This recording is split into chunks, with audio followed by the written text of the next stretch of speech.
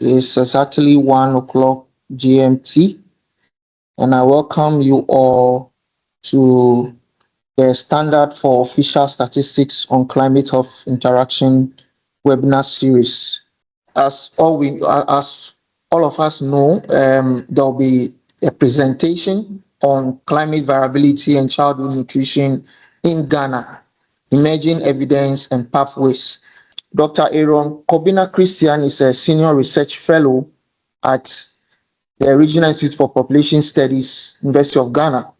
His research lies at the intersection of environment and health, with a particular focus on how climate variability, urbanization, and demographic dynamics influence nutrition and disease risks, as well as well-being in Africa.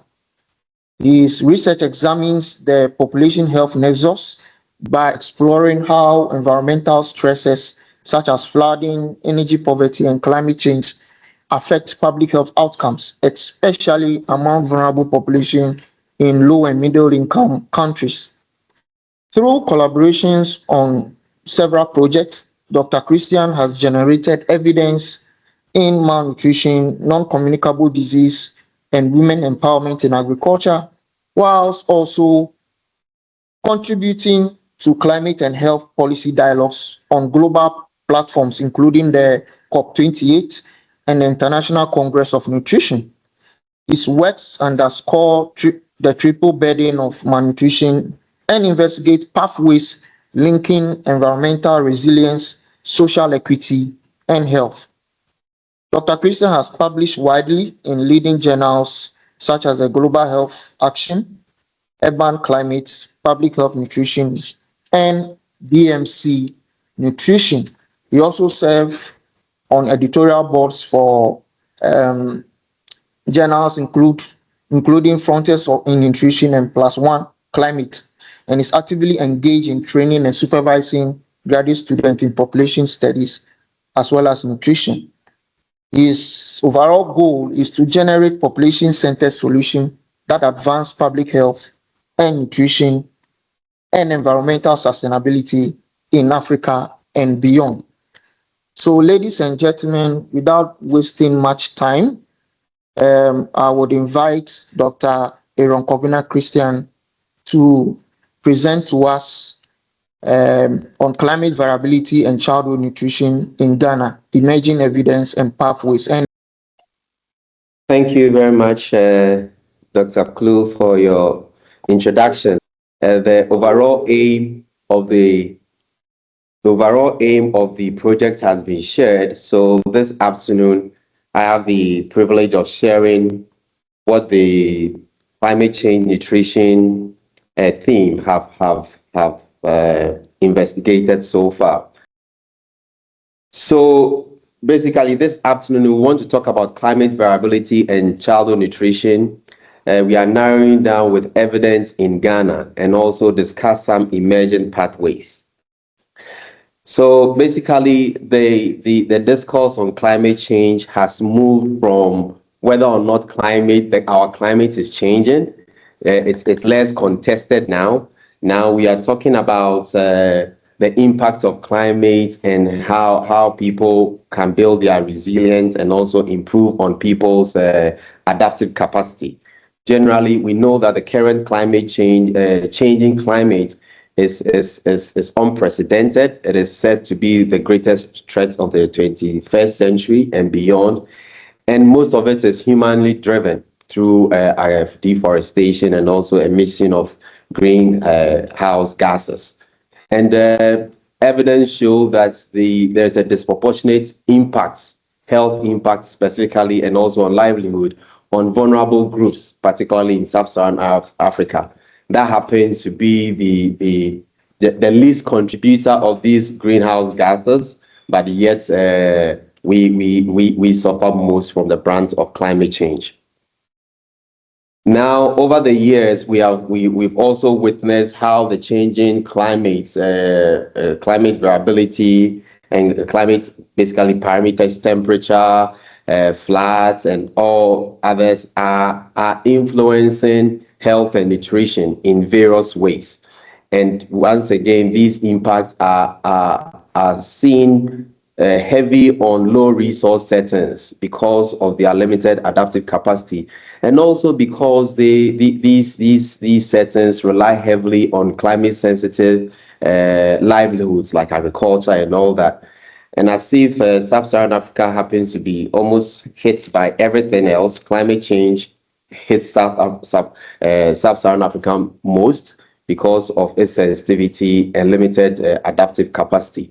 And unfortunately, once again, we see women and children being hit most with health consequences. Now, when it comes to empirical evidence linking climate and nutrition, overwhelmingly, we see that studies have shown that there's a negative effect of climate change on childhood nutrition. Yet there are still studies that show no effect, and some studies that show confusing effect. But overwhelmingly, we see that the evidence shows that climate changing in climate variability affects negatively childhood outcomes, particularly nutrition outcomes. But then the gaps exist. There are some gaps exist because, yes, the world is not a flat surface. There's definitely geographical heterogeneity across different agroecological zones. And because these impacts are linked to the adaptive capacity of various regions, the impacts are not uniform throughout. And also with some of the studies, I mean, most of the health and nutrition outcomes do not occur just in isolation, or you cannot just relate only the climatic variable of interest, but there are several other factors that influence these outcomes. And some of the inconsistencies that we've witnessed in the scholarship has to do with the control of these socioeconomic factors that varies from one study to the other. And most importantly, one thing that this presentation will be highlighting is that, yes, we realize that changes in the climate variability is affecting health and nutrition, but we've not isolated the pathways empirically for a lot of the studies. The pathways through which this is happening has not been fully understood. And definitely we know that there are context-specific adaptive capacity that brings about local resilience, influencing livelihood that affects how a particular community is able to deal with its climate change. Now, if we want to talk about the reality in Ghana, it's projected, and I use the worst case scenario. It's projected that by 2080, we should have witnessed an increase in temperature of almost about 4 degrees Celsius. And for those of you in the climate space, you know, just 1 degree Celsius is big enough. We do have a whole global conference like the COP that meets to negotiate a 2 or 1 degrees reduction in temperatures. So if we are going to go to about 3 plus temperature rise, the cause of alarm, then we are witnessing the various agroecological zones. Then also erratic patterns, erratic rainfall, irregular rainfall patterns that heightens drought susceptibility. So this is the typical scenario that's in Ghana. Now, the most important question, and I believe the reason a lot of us joined today, is to find out how climate is influencing nutritional status. So the first thing is that we'll be examining how climate is influencing nutritional status. But we do know we want to suggest and test some pathways through which this could be happening. This could be happening, and some of which have been tested empirically, and there are lots of probable reasons to think about it that way in a scholastic way. So first of all, we expect that when we have an increase in temperature or precipitation decrease and all that, it will affect agriculture. There will be an impact on agriculture. And when I talk about agriculture, I mean both the crop yields and also livestock production, which eventually will influence the nutritional status through various pathways that I'll be explaining. Now, the second pathway is also that when there are changes in precipitation and also in temperature, it affects the environment. I mean, we have water security, sanitation, flooding, and drought, and all of these is expected to provide some mechanistic pathways through which childhood nutrition is affected. And yes, as we all know, social demographic characteristics play a key role in influencing these outcomes. To become a bit more messy, you realize that agriculture impacts influencing crop and livestock production, which will influence food security, its availability and affordability, which will influence dietary intake and eventually nutritional status. And there are other intermediate pathways. Climate increase in temperature is hypothesized to influence women through their caregiving practices and feeding practices that influences all the nutritional absorption of food and all that. That's to talk about agriculture impact, that pathway. Then we go to the environment, to be water security, sanitation, flooding, which influences vector-borne diseases and all that. It becomes more milky. I mean, when these are all interconnected pathways. So basically, these are the pathways that based on the scholarship and our literature review, we've identified, and we try to advance on what has already been established. So based on that, the project team, we set first of all to examine the relation between temperatures, like environmental temperatures, and child undernutrition in Ghana. So that was the first thing we wanted to establish. Then go ahead to explore how this is happening, how the temperatures are influencing childhood nutrition. So our first hypothesis is that rising temperatures will positively associated with childhood undernutrition. And through the environmental pathway, we are expecting that water and sanitation conditions will be impacted when temperatures are rising. We are expecting that temperatures will also impact caregiving practices, and all of which we are hypothesizing will influence childhood nutrition and nutritional status. And through the agricultural pathway, we are expecting that rising temperatures will influence crop production and all that. Over here, you realize that we use vegetation cover just because of as a proxy for the agricultural production, because of data limitation with exact measures that could easily have translated closer to the agricultural pathways. Now, briefly, as a way of talking about the methods. So this work is done within the broader framework of the SOSCHI project, and the SOSCHI project has strict guidelines as to the methods that should be considered. First of all, it should be supported by the evidence, and it's also we want to employ methods that are globally applicable and that can be replicated in other settings. And also the measures should, as much as possible, be specific. So we tried very much not to have proxies for the measures of interest, particularly the outcome interest, which is the childhood malnutrition. And of course, knowing that climate change affects people differently, we also wanted a measure that will afford us to be able to disaggregate the data in ways that speaks to the reality on the ground. Based on that, we employed the demographic health survey data set, which I believe a lot of you may be familiar with, just because it's a globally conducted data set, like survey in over 90 countries, which ensure that whatever we do can be replicated by others. And also, most importantly, the nutritional outcomes of interest are specifically measured within the DHS.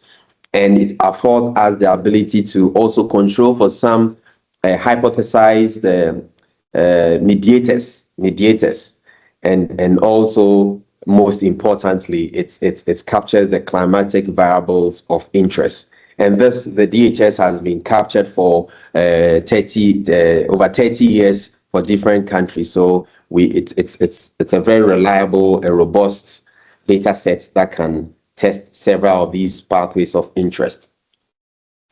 Now, the measures of interest are basically the outcome measure stunting, which we all know represents when a child is too short for his age, and wasting. Then we also have underweight and anemia. So these are the basic nutritional outcomes that are measured when it comes to children to determine their nutritional state. As a project, we tried exploring a fifth measure, composite measure, where we tried we computed a measure like which we call undernourished in quotes, as in when for a child having any of these conditions, so if a child has any of these conditions, we categorize that child as undernourished. Though the various nutritional conditions represent different things, we created this multidimensional nutritional index for purpose of exploration. So these are the outcome measures of interest, and the main independent measure is the mean cluster temperature. So the DHS is collected within, data is collected within clusters and all that. It's a multi-stage approach data collection. And within each cluster, the mean temperature of that cluster is collected, is taken over the years. So that is the temperature with which we are linking the children in that cluster to. Okay, so briefly, let's talk about some preliminary findings so far, some study findings. So as a way of description, the sample for this study is over 4,000. It's more than 4,000, specifically 4,700 plus children. And we realized that there was a seemingly balanced proportion of male and female, 51% to 48%. And also the highest, the most predominant age group were children between 25 to 60 months. And most of the mothers were in their prime between 25 and 34. And most of them were also had at least secondary education. And also an equal, almost similarly, equal number of respondents in the rural and urban communities, which mimics very much what the census tells us, that Ghana is becoming more. There's a lot of urban flow, rural to urban flow compared to other surveys in the past. So these are the background characteristics of the study sample. Now to our key nutritional outcomes. About 17% of the children were stunted, 6% were wasted, and underweight 12%, and over 40% had anemia. And when we combined all of them with our multi-dimensional undernutrition, which means that about 55, more than half of the children had one nutritional were undernourished nutritionally when you consider all the indicators. So if 55% of them could be either stunted, wasting, underweight, or anemic, or could have any of the combinations, which suggests that more than half of our population needs some kind of intervention when it comes to nutrition. Okay. Now, to our main objective, we first set to explore the relationship between the mean cluster temperatures and the undernutrition, childhood undernutrition. And when you look at the first row and the unadjusted, where we didn't control for anything, we realized that an increase in temperature, so this is from a logit regression, an increase in temperature increases the likelihood of a child being stunted, increase the likelihood of a child being underweight, increase the likelihood of a child being anemic. And the only nutritional indicator that the temperature did not have an influence on was wasting. And definitely, if it has an influence on stunting, underweight, and anemia, you expect that to have an influence on the multi-dimensional nutrition indicator that we computed. So this was the unadjusted, the model. So if I say unadjusted, I understand that we need to be very, should I say, very, not too statistics, presenting statistics. So unadjusted simply means that when we just pitch mean temperature against the childhood nutrition outcome, these two variables alone, the temperature is able to predict, as I said, increasing temperature will lead to an increased risk of a child being stunted, underweight, anemic, and also with a multidimensional nutritional indicator.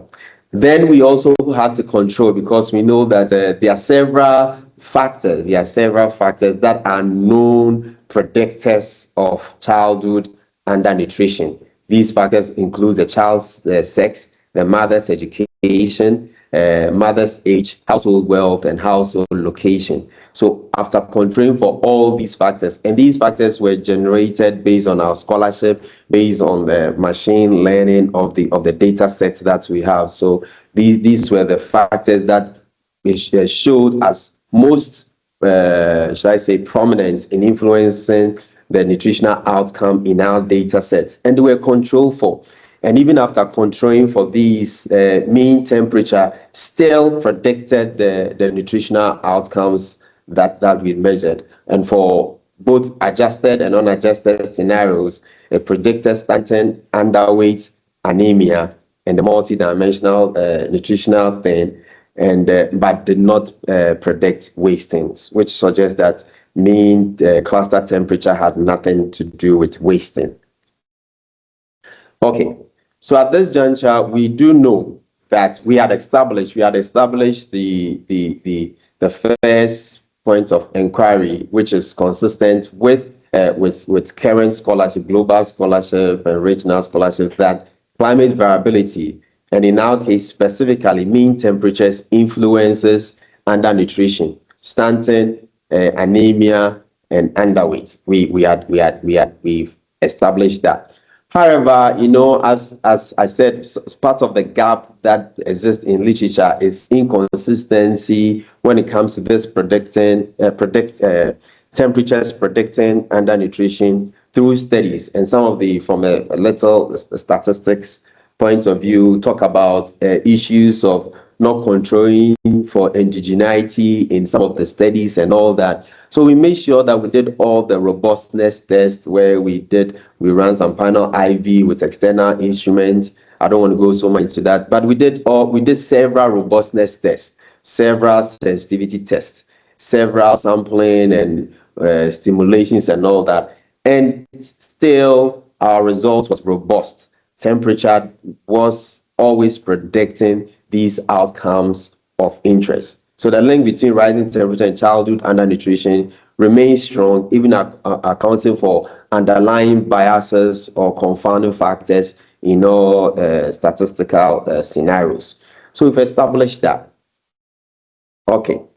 Now to one of the main interests that we set off is that we had confirmed that increasing temperatures affecting childhood undernutrition negatively, as in increase in temperature leads to an increased risk of childhood undernutrition.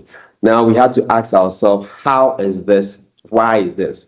How does increase in mean temperature lead to undernutrition in children? That is a $1 million question. It's very important for policy. It's very important for intervention. And that is the way the climate change scholarship is now gearing to. We passed that stage of it's having an impact. Now, after proving it's having an impact, what are the mechanistic pathways to examine? So that's the next few slides will be showing those mechanistic pathways. So I wanted to just refresh your mind again with the conceptual framework. Climate change is leading to childhood malnutrition, undernutrition, and these are the complex pathways that literature suggests, and hardly tested, but these are the complex. So our next few examination try to test these complex pathways. So as I said, exposure to mean temperature, we've already done that. Now the question is that based on the conceptual frameworks, we hypothesize two pathways: agricultural pathways and environmental pathways. And for the agricultural pathways, we use vegetation cover as a proxy. For environmental pathways, we use the wash and caregiving practice as a proxy. For the wash indicator is just the water, household toilet and household water and sanitation scenario. So we generated a composite index from that. For the vegetation cover, that is actually provided in the DHS when you go to their geographic data sets. It's there that you can merge to the clusters. And also to caregiving practice. We created an index that has been validated with several studies where it combines the feeding practices and the healthcare seeking behavior, and also maternal empowerment and her capacity to care for the child. So these are the three mediators that we tested to find out how if they are really mediating the link between increased temperature and nutritional outcomes. So the first test to show is water and sanitation. So all these, the table that you see, we have the outcome, the direct effect, the indirect effect, total effect, and all that. So this we employ the CSM, the structural equation modeling, to do that. And what it tells us simply is that the water and sanitation consistently mediated the temperature effect, on stunting and also on the multi-dimensional nutrition index, and its effects on the contribution of water and sanitation to the effect that temperature is having on childhood nutrition ranges from 9 to 11%, which is very significant. So basically, just to illustrate it to you in layman, it means that with increasing temperature leads to reduction in water and sanitation, the quality of water and sanitation, which then increases the risk of undernutrition. So the effect temperature is having on undernutrition can be explained partly through its effect on water and sanitation. So in summary, what it tells, what we know is that with an increase in temperatures, it amplifies the diarrheal diseases because of the water security issues, and it boosts the pathogens growth in water and soil, increase flies and spread fecal and pathogens to food and water. And these are already established linkages between water and sanitation and childhood nutrition through its bumping up the pathway through infections and all that.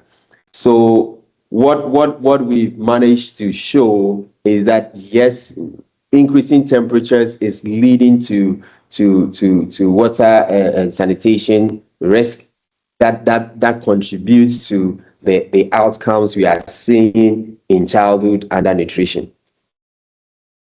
Then we also we investigated the mediation. In terms of mediation, we also explored the effect of vegetation cover. And as I said, with vegetation cover, that was supposed to be a proxy for the agricultural pathway.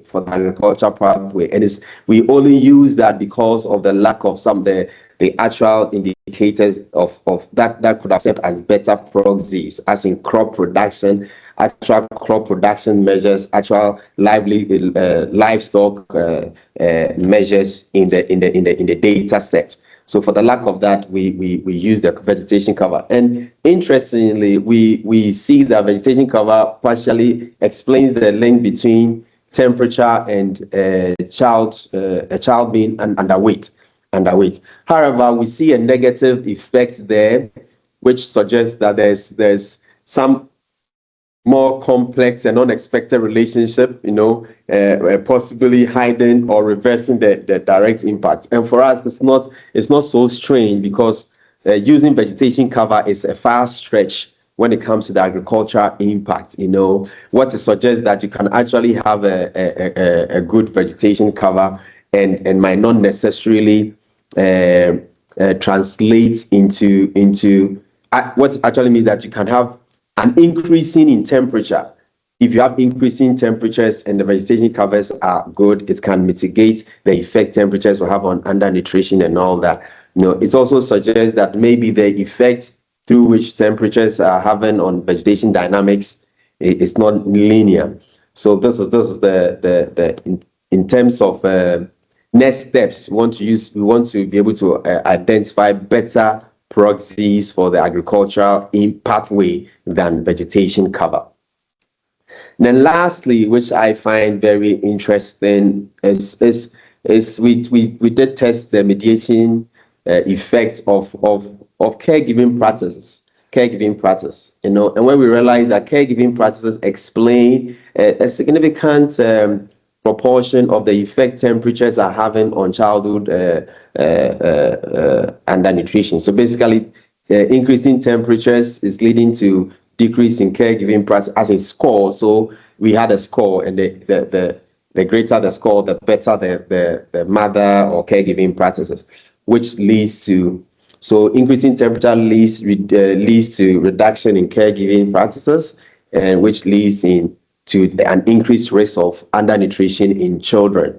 And some of the explained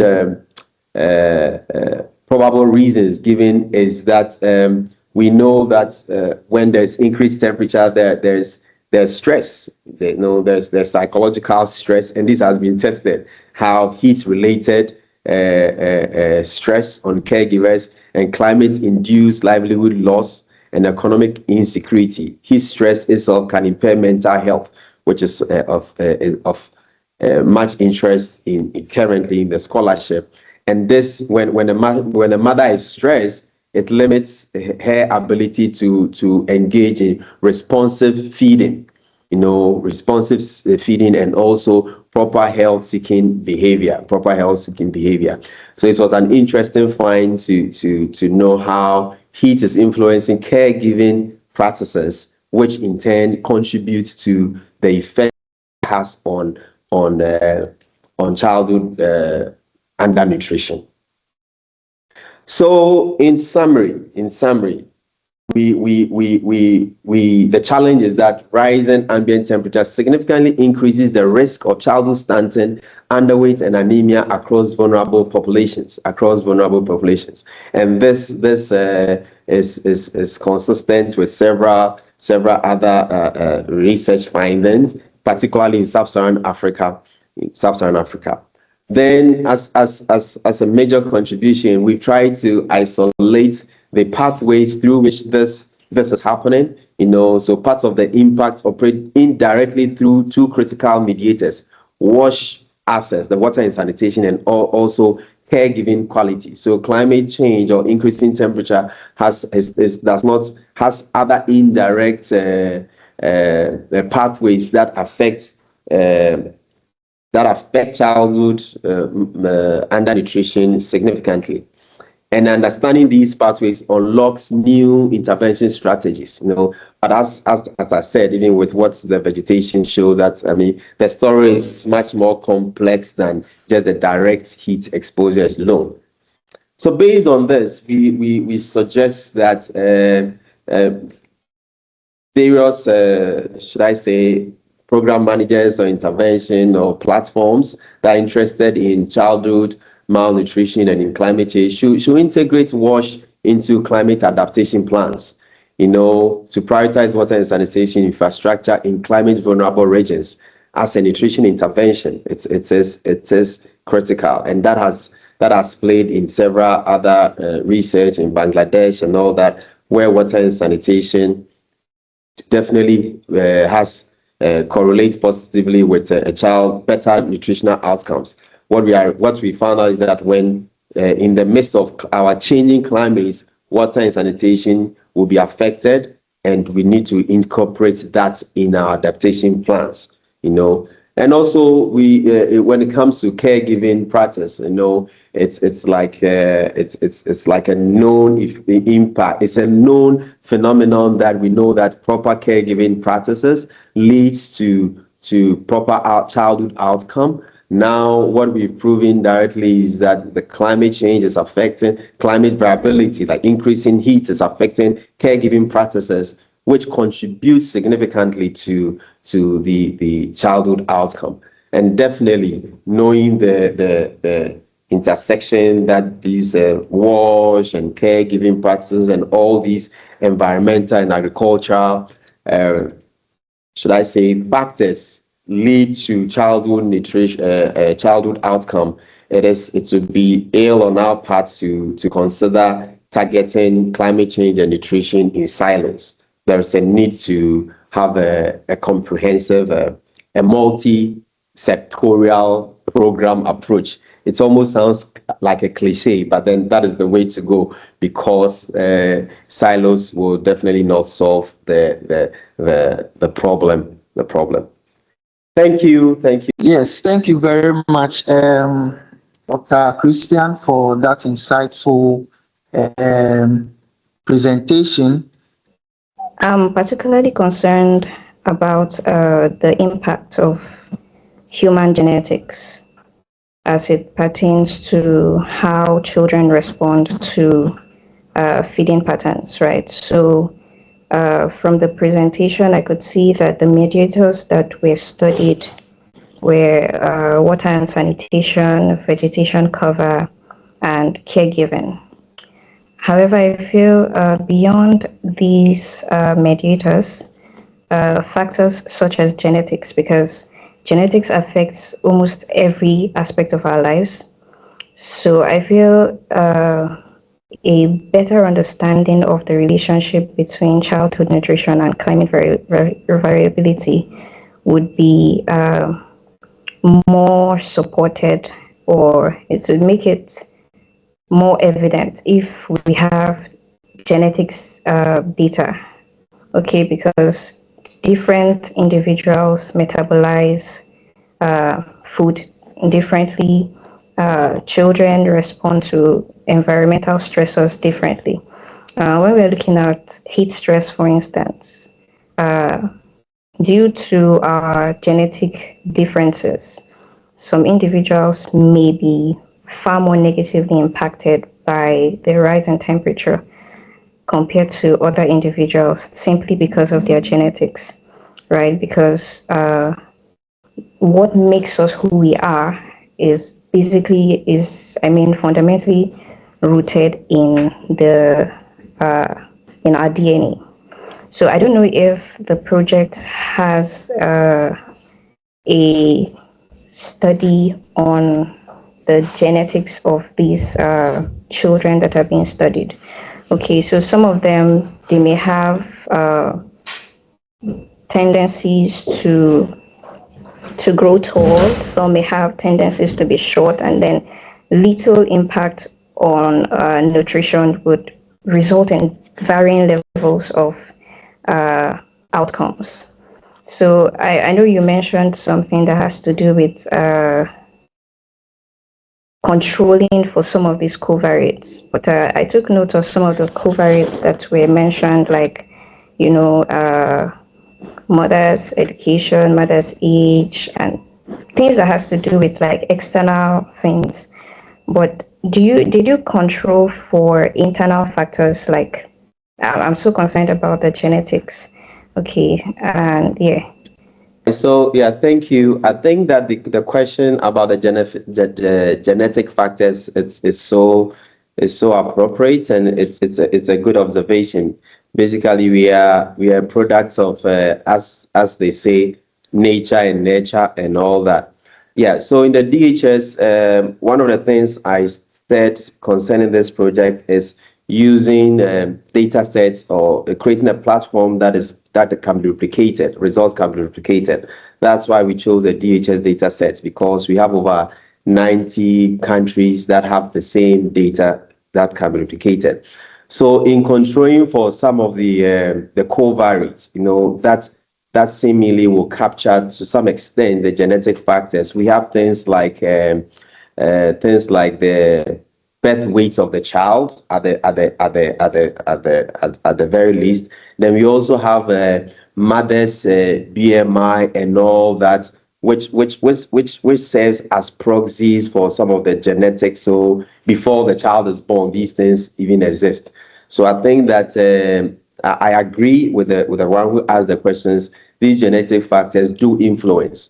Now, the good thing is that with such huge data sets, you are able to mimic or mark some of those things. But then these are the closest variables that we can use to address the genetic factors, the birth weight of the child, and also the mother's own nutritional status, which we know influences the child's nutritional status in a large way. So that would be a good further studies to explore. If we have data set that could give us some specific nuances when it comes to genetic factors, we acknowledge that limitation in most of the cross-sectional studies that we do when it comes to health. I took note of the part that on the latter part of the presentation on stress, heat stress, and its impact on the mental health of caregivers. And I think for me, that is an eye opener. My question has to do with are there any opportunities for collaboration in terms of research relating to these areas you've made mention of, particularly contribution towards mental well-being and mental health? Thank you very much. And also the other one was more of a request for collaboration. Sure, I mean that's the whole purpose of the scientific community. And as I said, to address some of these nutritional ills, there needs to be a multi-sectorial, disciplinary way of approaching it. And yes, you definitely will understand the heat stress relation better than myself. So we can always talk. I think this is great. I was much interested in the mediation that you did, which is great. Mainly because the relation between temperature and nutrition, as you said, is a very stretched one. So the intermediate variables are very important. So I was wondering if you could, in writing, I've spent a bit more time to explain how that works. I think you did a brilliant job by explaining some of the variables you put in, but it would be good to explain more of the nuances, how in various contexts, for example, urban, rural, and then how those mechanisms work in principle. I think that will really enhance the quality of the paper. So that's really great. Thank you. Yes, I agree with you. As I said, this was our. We're keen on that because we know that will be the key contribution the project will be making to the current scholarship. And with this presentation, I didn't show nuances that we've explored how the mediation is playing in different agroecological zones. We've explored how it's playing in urban, rural, and yes, we see some very interesting results that I just couldn't put all of that in this 40 minutes presentation. So I think that's a very important observation and contribution, because water and sanitation might be a factor in a particular agroecological zone and not in another. So will the vegetation. So what we presented here was just to give a global country picture, but there are nuances that exist within the various when we tried the different aggregations. So I really that was a very important observation. And as you said, in the main paper, we will try to highlight that. Thank you for the interesting presentation. Could you comment on why there was no impact with wasting, which reflect acute malnutrition, and it's more sensitive to food insecurity, but rather the nutrition outcome sensitive to diet quality were impacted?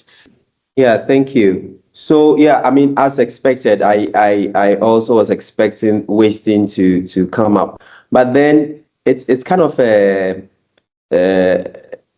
interesting question. But I could easily explain that looking at the temperature measure. So what the DHS does is that we are looking at a particular cohort of children, and they are exposed, and the temperature that they are exposed to.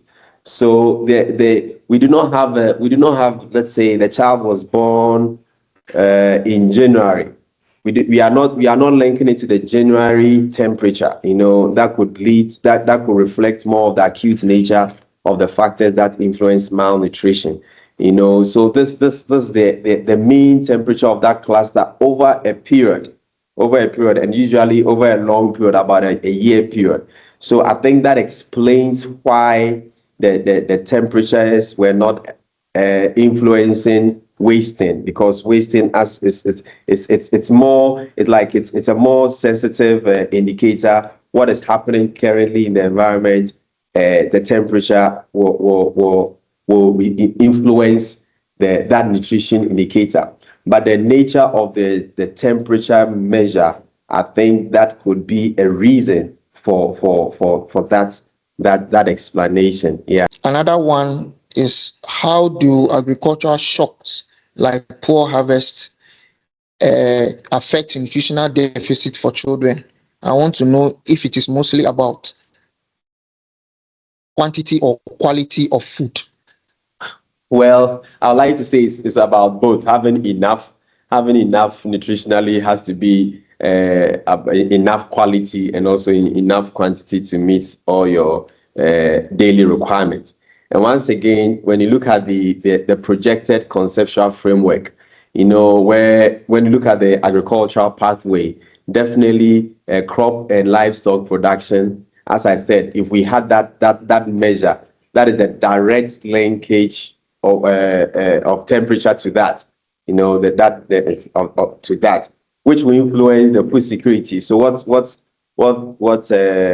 my friend is asking is that definitely we know that climate change is influencing these systems. It's influencing food systems through by affecting the food security, and the food security has to do with the access, availability, affordability, and safety, which we know is linked to those crop failures and all that. So yes, it will definitely have an impact on nutritional status. Now, the thing about this analysis is to isolate, or should I say, is to identify the variables within the pathway that are directly impacted by increasing temperatures that will then lead to poor nutritional outcome. So out for the in-between, as in food security and childhood malnutrition, these are scholarships that have been established already. And I agree with him. Definitely they will influence childhood malnutrition. The person is asking about how you measure the climate variability, specifically temperature. So it's asking whether is it just temperature for a few months, or do we know that indeed temperature for 2025 is what led to stunting for 2025. So I think he's asking about how that temperature was measured. So is it that if a child was born 2025 exposed to temperature 2025, then it leads to any malnutrition outcome? So if you can explain that. Yes, that's a very good question. So the temperature, as I said, the DHS is structured as a stage sampling strategy. I mean, and the DHS is the data is collected in clusters. So households are nested in clusters, and the temperatures that were used for these children were the cluster temperatures, and the temperature used are the mean. We have the monthly temperatures, then we also have the quarterly temperatures, the year temperatures. What was used in this study was the mean temperature over the years. So there's a lag effect. We use the mean temperature of the previous year of exposure. So for instance, when a child is born in January, definitely the outcome of that child is not based on the temperature in January. It's based on there's that kind of lag effects that we control with the temperatures of exposure, and that is a very important question. What in best case scenario will have been taking temperatures of that household over a period of time, but then we didn't have the luxury of that. Thank you. Could you expound on how vegetation cover has been chosen as a proxy for agriculture? That's the first one. The second one is, how does temperature as a core predictor factor the contextual variation, particularly arid and semi-arid location, and social and structural aspects? As I said, one of the should I say limitations of the study is, which is also a strength in a way, is that we try to have a methodological approach that can be replicated across more than 90 countries. And to achieve that, we had to use a data set that is used in all these countries so that we can validate the results. And the data set we use for this particular analysis is the DHS. And if you look at the conceptual framework that I've projected, that the pathway A through agricultural impact, there are several variables there, or should I say indicators there, that could have been better proxies for the agricultural impact. I mean, example, e.g., crop production, livestock production, and all that. Unfortunately, these are not captured. This is not captured in the DHS. So we happen to use the vegetation cover as a proxy, and that is a major limitation. I mean, it's kind of a proxy that is a bit further from the actual measures of agricultural impact. So it's part of the next steps to overlay other data sets that will actually be able to narrow down to better indicators for that pathway. Yeah. So I agree with him that there is some challenges with that proxy. I can't see any hand now. Thank you. So I am interested in how the dietary intake, dietary diversity or dietary quality was measured. Did you use the data from the DHS, or it was a data collected primary data? And if it's a primary data, what was the rate of frequency? Is it 24 hours recall, or we use the food frequency questionnaire, please, and why? All right. So the DHS actually captures dietary diversity of the children. So they ask them the various food that they consume. Yeah, and it's so that you can generate a food frequency diversity from that. Yeah. So interestingly, for this, we computed the dietary diversity as part of the caregiving practices, where we look at the feeding, what the mother is feeding the child, and how she's being responsive. And these are questions captured in the DHS. So in the survey itself. So it's there. Anyone who wants to explore dietary diversity with children under 5, you'll find that in the DHS. My question is with regards to temperature measurement. Did you assess occupational related heat exposure aside the general environmental temperature? Yeah, I mean, that's an important question. So we need to think about the fact that our our, should I say, subjects, no, it's not, subject's not the right word, our respondents of interest, I mean, were the children. So beside the fact that the DHS couldn't capture occupational related temperature exposure, these were children that were not expected to be working Yeah, but it might be interesting. Maybe a child is being nurtured or by a woman that is involved in smoking and all that. And there have been some community studies that have looked into that kind of exposure.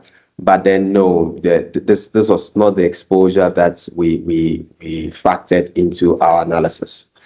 What the study has found clearly is the fact that increasing temperature has definitely something to do with child nutritional status, i.e. stunting, underweight, and anemia, and it works through the WASH practices as a pathway, and also the importance of caregiving practices that mothers give to their children has a significant impact on their nutrition status. So I think that it has been clearly stated or found in the study.